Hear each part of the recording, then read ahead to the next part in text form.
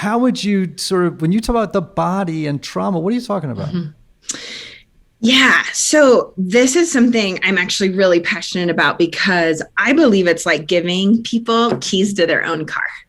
Like, I think if you identify in any way as a trauma survivor, I think having some really basic understandings of our nervous system is profoundly empowering. Okay, let's go.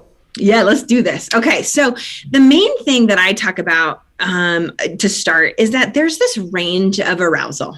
And what that means is there's this range where we can feel our feelings or have an experience and we can tolerate it. And that range is called the window of tolerance. Mm-hmm. So once our body goes out of that window, we typically will go up into either fight or flight, or sometimes fawning. And that is a response to danger. Our body does that as a way to say like, oh man, I got to protect you.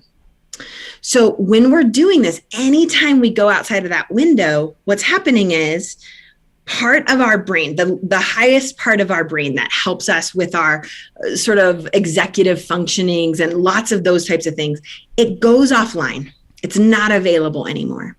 So once we go outside of our window, what we're saying is that your full brain is no longer accessible to you. And with the window of tolerance, typically we go first up into fight or flight, or we then, if that's too much, if our body can't resolve the threat, we go down into dissociation. Which means, so that people know, it's a technical term. Yes. Yep. So dissociation is essentially like a way of our body disconnecting. It's a way that we feel numb, or we might feel we're not fully present. And so it's this way that our body is trying to say, this feels way too big. And so the best thing I can do is sort of turn down the volume as much as possible. And so with that one, there's a range of how bad a dissociative experience could be, but it could be even like fuzzy. You could feel fuzzy or a little bit out of it. You could feel even just heavy or depressed, all the way to losing consciousness. And so there's a pretty big, we could give a lot more nuance to this, but this is like a real basic overview.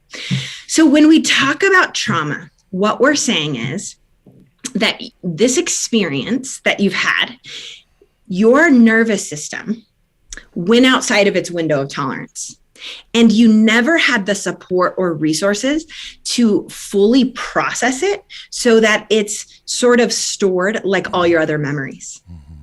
And because that's true, anytime something reminds you of that experience, it could be a smell, it could be someone's look or like their expression, it could be color. I mean, there's lots of different things that will potentially trigger your body to say, oh, it's happening again.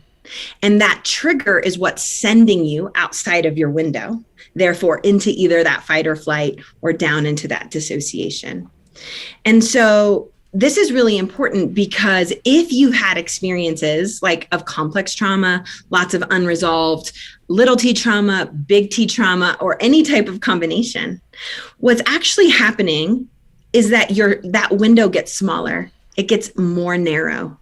And because it's more narrow, what that means is your body is on red alert all the time. Mm-hmm. Mm-hmm. And so you're more apt to be going into this fight response, or not just fight, but a protective response. And so part of what we're saying is that you often may not have access to your full brain. And when we don't have access to our full brain, it's hard for us to connect with people. Mm-hmm. It's hard for us to assess situations accurately.